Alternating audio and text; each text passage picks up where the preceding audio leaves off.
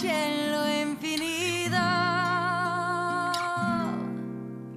Ballare, oh, cantare, oh, nel blu dipinto di blu, felice di stare lassù.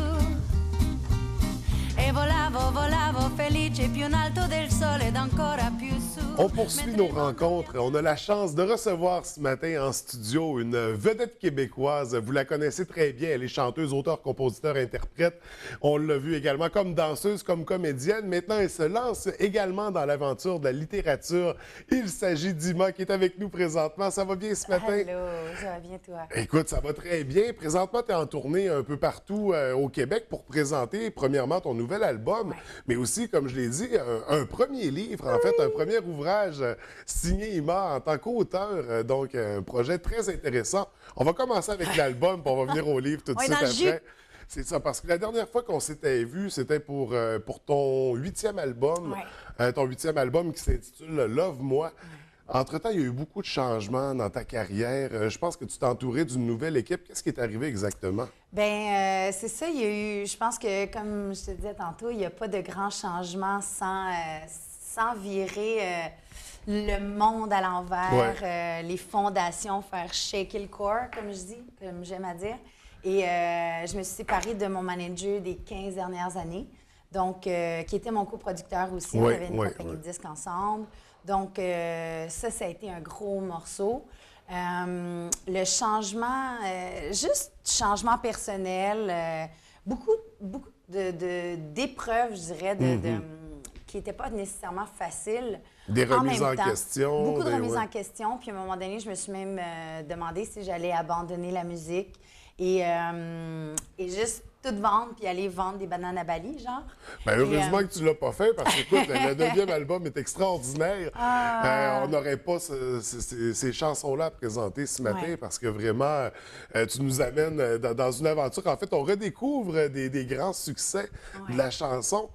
Mais pour poursuivre, c'est ça. Donc, là, on était dans la... Gros changement. Puis à un moment donné, ça a fait, bon, qu'est-ce que je fais? Où est-ce que je m'en vais? Puis en même temps, il y a la maison d'édition Gallimard au Québec, ça s'appelle Édito. Ils sont venus me voir pour me demander si j'étais intéressée à écrire un livre.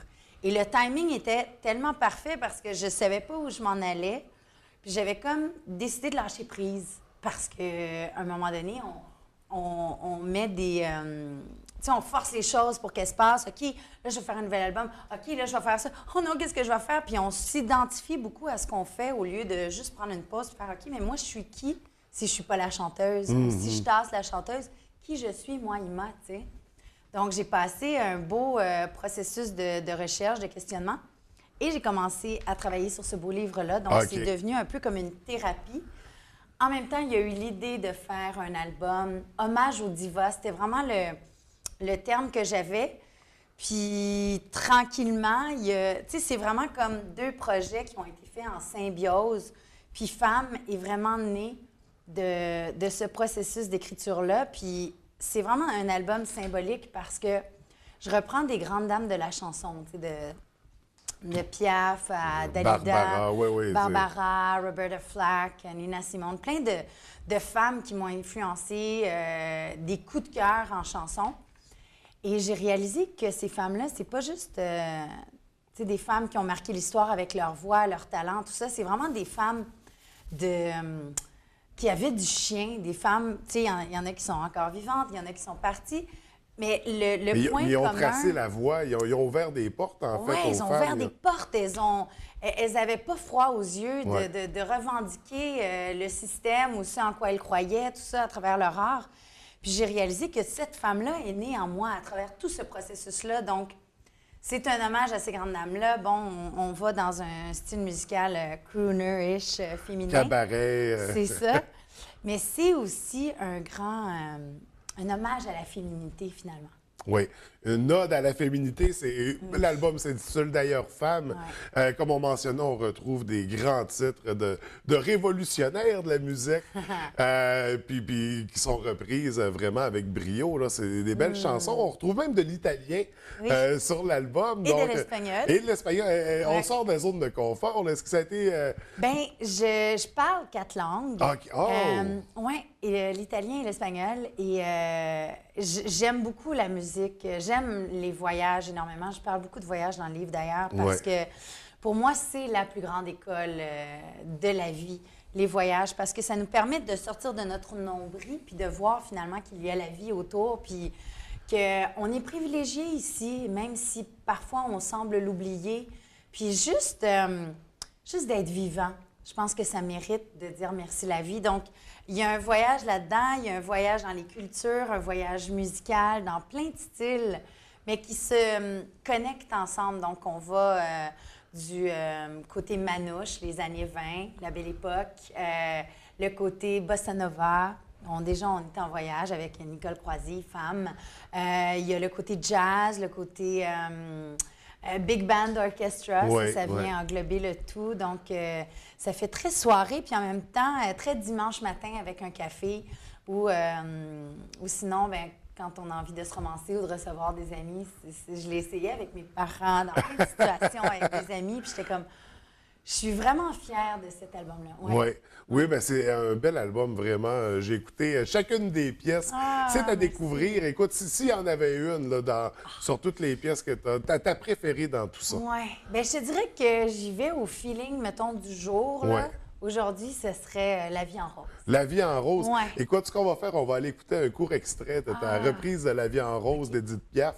Puis on revient tout de suite après, puis on jase de ton premier livre. Voilà le portrait sans retouche de l'homme auquel j'appartiens. Quand il me prend dans ses bras, qu'il me parle tout bas, je vois la vie en rose. Il me dit des mots d'amour, des mots de tous les jours, et ça me fait quelque chose. Alors, on vient tout juste d'écouter un court extrait de la reprise de La vie en rose. Dima qui est toujours avec nous, on va poursuivre avec le livre. Oui. Donc, une première aventure au niveau de la littérature. Tu nous as expliqué un peu comment ça s'est présenté, donc l'approche de la maison d'édition. C'est ce qui fait que tu nous arrives avec le livre « Merci la vie ». Est-ce qu'on peut considérer ça comme une biographie? Non, je te dirais que c'est un mix entre... Ben moi, j'ai le terme en anglais qui représente vraiment ce que ce livre est. C'est un feel-good book. C'est un livre où est-ce que je parle de mon expérience parce que je prétends pas détenir la vérité. Je peux juste partir de ce que moi j'ai vécu, ce que j'ai appris à travers mon histoire. Donc, je me réfère à mes expériences, mon histoire, pour partager des trucs, des outils pour voir la vie en rose, si tu veux. C'est un beau... on reste dans le concept. On reste dans le concept. J'ai pas eu une vie conventionnelle de mes parents, puis c'est une magnifique histoire d'amour. Donc, c'est vraiment la genèse ou le départ de cette histoire, de ce livre-là. Puis ensuite, je fais des voyages dans le temps. Donc, j'ai choisi que chaque chapitre soit des hashtags. On est rendu là, on est comme dans le futur, puis en même temps, je joue dans le temps. Donc, c'est très... j'ai le goût de dire que c'est interactif, mais ça l'est pas. C'est comme si c'était un téléphone, mais en livre.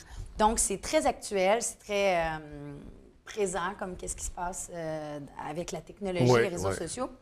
Puis en même temps, on touche aux vraies affaires. Donc, je partage des histoires sur ma spiritualité. Je suis sur un chemin spirituel depuis une vingtaine d'années. Donc, je parle de yoga, de méditation, du chemin de Compostelle que j'ai fait à 3 reprises.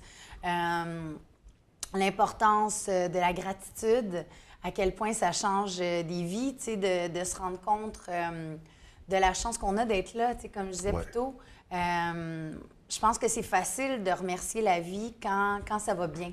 Quand on est sur un air d'aller, puis tout est cool, ça va bien, l'abondance, let's go. Écoute, merci la vie, ça va bien. Mais au moment où tu t'es lancé dans cette aventure-là, ça n'allait pas nécessairement bien, c'est ça? Donc, c'est dans ces moments-là, je pense que c'est vital de remercier la vie parce que ces moments-là, c'est des cadeaux aussi, c'est des opportunités, parce qu'on a toujours le choix dans la vie de voir le vin le vin, c'est quel beau lapsus!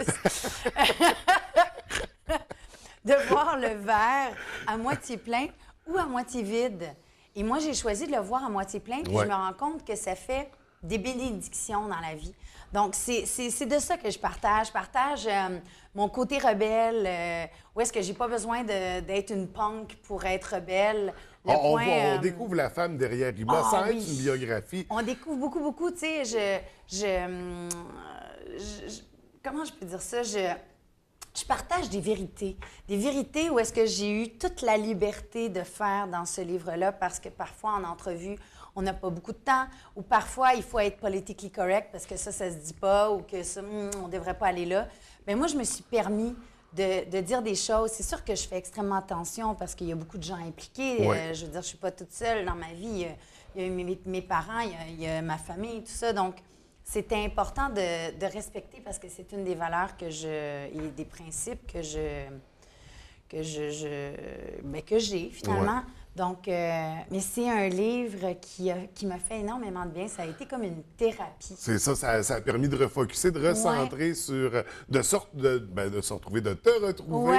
Dans ta carrière. Puis c'est justement, comme on disait, qui est très lié avec l'album, qui nous amène sur un album qui met en valeur la femme, ces femmes fortes, ces femmes de caractère qui ont... Puis d'apprendre à s'aimer aussi dans toutes nos couleurs, ça a été un grand, grand, grand moment révélateur pour moi. Je pense que ça prend toute une vie pour dire, tu sais, moi, je m'aime. Tu sais, je pense que ça prend du temps parce qu'on a tous notre part d'ombre et notre part de lumière, ce qu'on pourrait appeler qualité-défaut. Mais moi, je pense pas que c'est des défauts, je pense que c'est des qualités mal exploitées. Mais d'apprendre à les accepter puis à les aimer, je pense que c'est un des plus gros défis dans la vie. Puis en étant dans une ère où est-ce que ça va vite, où est-ce qu'on est beaucoup dans la superficialité, bien moi, j'ai envie d'amener de la vérité, d'amener des facettes qui sont pas nécessairement resplendissantes, glamour. Tu sais, je suis vraiment dans le côté salé, sucré. L'album, c'est plus justement, j'y vais dans mon côté glamour, mon côté girly, assumé. Puis l'autre, bien, c'est plus, on est nu-pieds dans la terre, puis on aime ça. Puis on va dans, OK, qu'est-ce qui se passe aujourd'hui? Ah, il y a ce côté-là que j'aime pas bien gros. OK, mais qu'est-ce que tu as à me dire, toi? Qu'est-ce que tu veux? Fait que c'est, tu sais, on joue dans la psychopop, dans la spiritualité, mais c'est fait avec candeur, puis authenticité, sincérité, beaucoup d'amour pour finalement espérer faire du bien aux gens. Donc, un livre qui certainement fera du bien aux gens, un livre à découvrir. Donc, merci la vie, qui vient nécessairement avec l'album Femme. C'est à découvrir les deux ensemble, peut-être même lire en écoutant les pièces pour pousser. Et un verre de vin.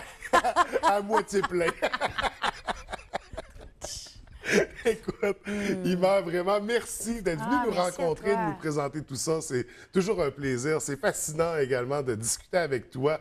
Malheureusement, on peut pas... On peut pas rester toute la journée. Ben non, il y a d'autres invités qui attendent. Mais on invite les gens donc à découvrir l'album Femme qui est lancé depuis le mois de septembre. Le livre Merci qui sort la vie. Le 16. C'est ça, qui sort de la presse. Il est tout chaud encore. Donc, c'est vraiment à découvrir puis à mettre... à emballer pour faire des beaux cadeaux de Noël également avec les fêtes qui approchent à grands pas. Merci beaucoup. Merci et là, qu'est-ce qui s'en vient rapidement? Est-ce qu'on a une tournée? Est-ce que de la télé peut-être qui s'en vient ou un autre projet littéraire? Bien là, il y a encore les Dieux de la danse qui se poursuivent jusqu'à Noël. Il y a la tournée de promotion. Je dirais que je suis dans le jus jusqu'au mois de décembre. Et après ça, on prépare les spectacles pour 2017. Parce qu'en même temps, je pense que c'est important de bien faire les choses. Là, je manque de temps pour juste comme me reposer un petit peu. Fait que, puis c'est merveilleux, là, j'apprécie énormément. Donc, 2017, ça va être là, ça a été comme le moment couvé. C'est comme si j'avais été enceinte. Puis là, je venais d'accoucher. Là, je prends le temps de montrer mon bébé à tout le monde. Puis après ça, ça va être OK, let's go. Là, on l'amène en tournée. Il faut s'en occuper de ce bébé-là. Hein? Et voilà. Puis le show qui va venir va être très spécial, très... ouais, j'ai des super belles idées de pas juste faire un spectacle de musique. Et c'est tout ce que je veux dire. OK. Puis qui sait, peut-être qu'on aura l'occasion de se revoir pour en discuter. En tout cas, on le souhaite. Ima, merci beaucoup. Merci vraiment à toi. beaucoup de succès avec ton 9e album et ton premier livre. Merci. Quand reviendras-tu?